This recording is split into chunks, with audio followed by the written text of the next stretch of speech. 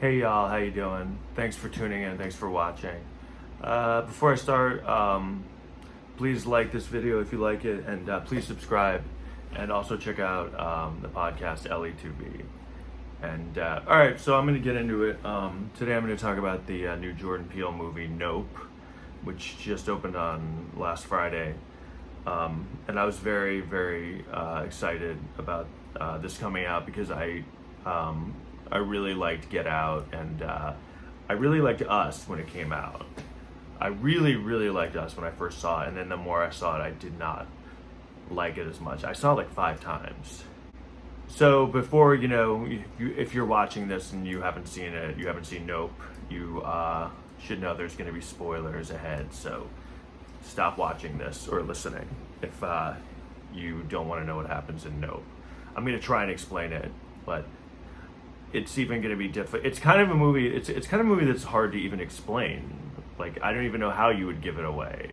First of all, the movies have just gone to shit because everything has gone streaming. So the only movies you really have now are these huge Marvel movies, which I just do not like those superhero movies. I mean, I saw a few years ago, and they're all the same movie. I know people get mad at you for saying that, but they are the same movie.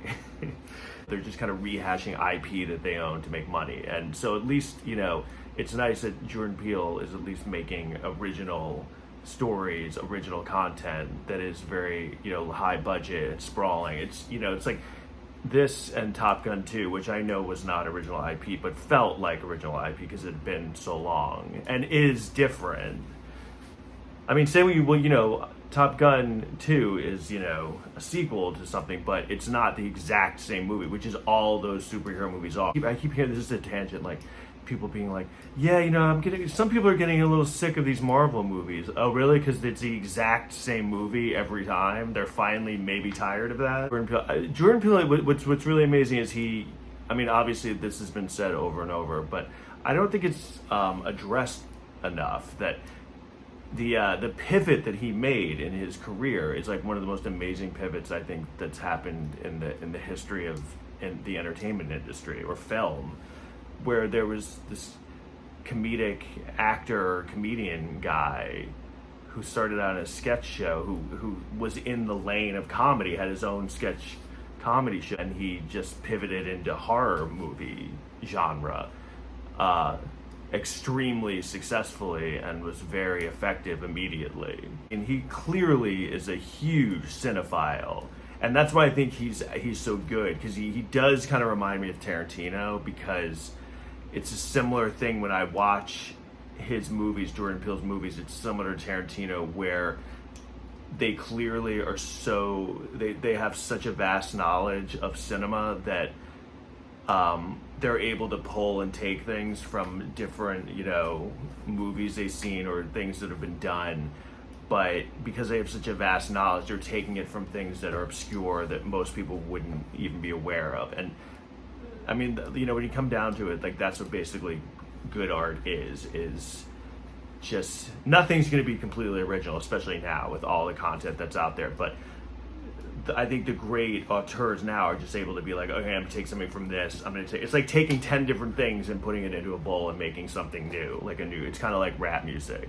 And also, Jordan Peele and Tarantino are and Kubrick was like this, where they're just so good at, like, the aesthetic, the feel of their films is very consistent, and like, there's just always like an underlying sense of dread and unease with the movies that Jordan Peele makes. Similar, I think Tarantino is the master of that, of just kind of like drawing out tension, where the audience is just kind of like, he's pulling you the tension for so long until it gets so taut that you just can't take it anymore. He just doesn't let you off the hook. And I think that's kind of what I saw him in an interview recently, Jordan Peele. He was talking about how in horror, the audience will go with you as long as they know that you're taking them somewhere. But he was saying that Blair Witch was one of his favorite horror movies but he said nothing really happens, which is true. I don't like Blair Witch, but he said nothing really happens. And after watching Nope, he definitely, I can see that that's what he was going for. All right, my main critique of Nope, I did like it. And it's weird. I've heard people say this, and I think this sums it up. It's one of those movies that when I was watching it, I was kind of like, I wasn't sure because I didn't know where it was going a lot of the time. It was a little frustrating because I was watching it and I'm like, that happens to me a lot. I think where you're watching a movie and you're about 40 minutes in, you start getting impatient. You're like, okay, where's this going? Like I'm in, but something has to happen. You have to you have to give me something to keep me interested. And he does do a good job of that. Like a lot of times I'll be watching a movie and about 45 minutes to an hour in, I'll finally realize it's a bad movie. That's such a bad feeling. I've had that so many times where you're like watching a movie, you think it's going to be good, and then like you're an hour in and it hasn't gotten good yet, and you're like, oh, I think this is a bad movie. Like, I don't think this is going to get good. It hasn't gotten good. Nope isn't like that. It's not that it doesn't get good. It just doesn't. You don't really know where it's going. It's a very slow burn, but you're just kind of like, a lot of the movie I was like, well, what's going on? I just found myself being like, I don't know what's going on, and I didn't know if I was missing little things. And it's kind of what I liked about it but didn't like I liked that he wasn't hitting you over the head with what was happening. It was just kind of a movie you had to like, that's like obviously that's a sign of a really good filmmaker, a movie when they're just kind of like, you're watching it and it's almost like you're having to like eavesdrop on someone's conversation and pick up what's happening. They're not going to tell you what's happening. You know what I mean? You just kind of have to be like, oh, these people are talking and I just came in the middle. Let me piece together what's going on, because they're just not going to outright say it. There's a big set piece at the beginning. It starts that a lot of people are talking about, and I think it's it kind of was frustrating, even though I liked it the more I thought about it. Where it opens on like the set of like a sitcom called Gordy's Home, and it's like some horrible sitcom supposed to be 1998 where there's like a chimpanzee that's in the family. It kind of reminded me of like Small Wonder. I don't know if he was like kind of if he was aping that. Sorry for that. But because it looked like a really bad sitcom, but there was just like a chimp in the family, and so I guess the chimp, something happens and it goes nuts and it like attacks the cast and it like mutilates one of like the young girl in the show, and the kid who's like this Asian kid who's a child actor, it like doesn't get attacked, so it doesn't attack him. And then later they show the Asian kid grown up and he's like running like his own kind of almost like cowboy theme park. And you're assuming when the movie opens with that, with the ape, with the chimpanzee set piece, you're like, oh, this is going to be an integral part of the movie. Like that's a really important scene because a lot happens and it's very shocking, the image and the feel of it. So it kind of hits you, it grabs you kind of by the throat right away. But as it goes on, you're kind of like, they cut back to it too, the chimpanzee attacking people. And you're like, wait, why is this such a big part of the plot? Like, they didn't need to have this. But later, the more I thought about it, I guess it's because when he's older, he's almost like a carnival barker. And he discovers this alien being in the clouds, and he's kind of trying to tame it and wrangle it for audiences to make money. And it ends up not going well. He's not able to tame, surprise, surprise, he's not able to tame an extraterrestrial being that's the size of a flying saucer. So I think what the chimpanzee part of the plot is supposed to represent, or why it's there, is it's kind of showing this traumatic thing happened on a TV show where just this little small kind of cute creature, went nuts and went all primal and all, chimp on them, and they weren't able to tame it even though they thought they'd be able to. And later on, even after that harrowing experience, he's trying to do the exact same thing again, like kind of wrangle this animal that's way bigger than a chimp and is like completely, you don't know why it's there or anything about it, and just having disastrous results. So I think it's almost kind of like about, in our country, we're just kind of consuming violence and tragedies and not learning from them at all, just over and over repeating just like a cycle of violence that never ends. It's almost like these this like endless cycle of violence you see on TV.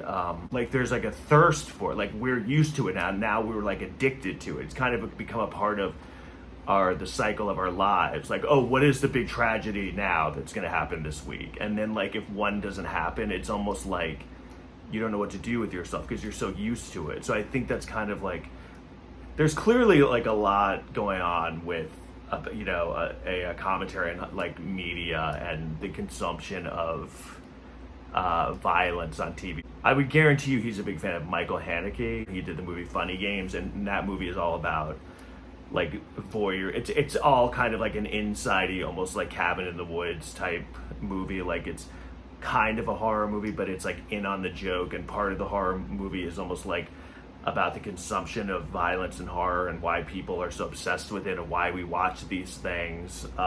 Because it is a movie that like, I was like, even more so than Us, because when I saw Us and even Get Out, like I liked them, but they were very, like Get Out's a really good movie, but it's a very straightforward movie. Like Get Out is like, okay, this happens. Wait, what's going on? It's weird. Oh, okay, this is why they're acting weird. So it kind of like, it takes you through it.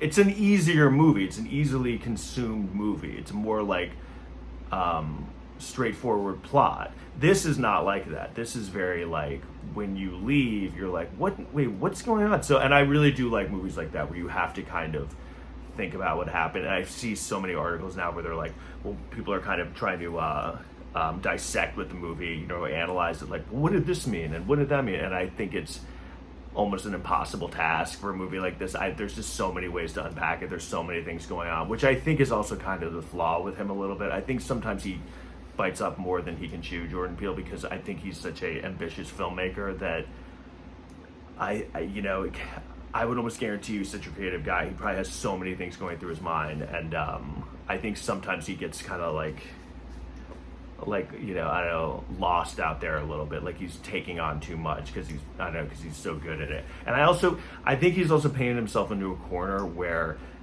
his first two movies seemed very like metaphorical and allegorical about society and race, that now when he comes out with a movie, everyone just is like, well, what's it going to be? What's this one going to be? What's the allegory going to be? Because he, obviously he's the go-to guy to hold up a mirror to society about race and what it's like to be black in America. Like he can't just like make a movie now. Like, he's like, obviously he's in the, genre of filmmaking and the genre of horror, and he's very good at it. Even though it's like, it's horror, but it's also like suspense, and it's not like this isn't like a straight up horror movie.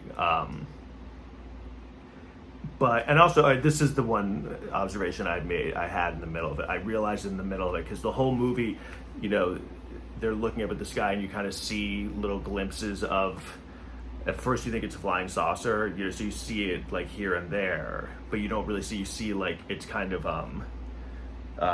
blocked by the clouds most of the time.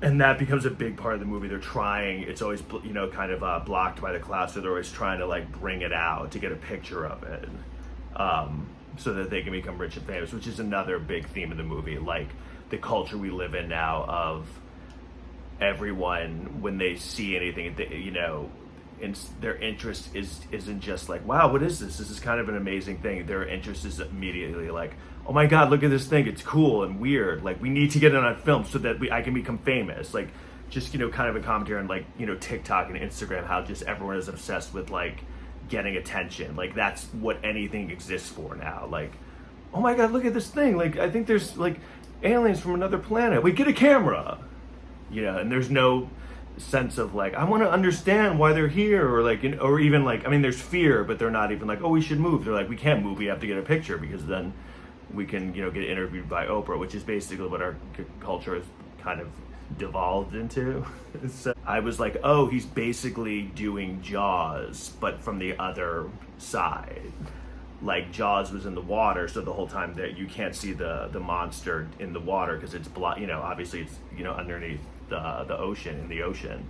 And in this one, the ocean is in the sky, so every now and then you'll see it like kind of come through some clouds, and that's like the shark fin, and they're trying to like coax it to come out, but it's it's also really interesting because Jaws is they're trying to coax it to come out to kill it because they're trying to save, you know, because people are getting killed, so they need to stop it. This is not about saving anyone. This is about like, we need to coax it out so that we can get a picture and become famous. And, you know, it looks like unbelievable.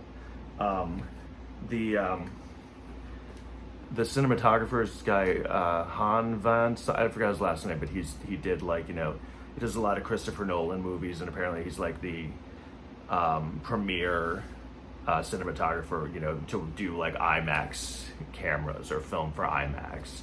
And the movie just is like so sprawling, and like, I mean, when you look at Get Out next to this, it's like insane. So really cool to see a movie that's actually like an original premise. It's not just like another Marvel movie that just clearly they're churning out, like, you know, kind of like it's, you know, fucking like hot dogs. Like, all right, well, this is what works, you know, give them this. You know, people are like, I didn't like, you know, the Marvel movies, I didn't like this one as much. Oh, really? It's kind of like buying hot, like Marvel movies now are like when you eat a hamburger, you know, and or you go to like Subway sandwiches, and you're like, I didn't like that sandwich that much. It's not that good anymore.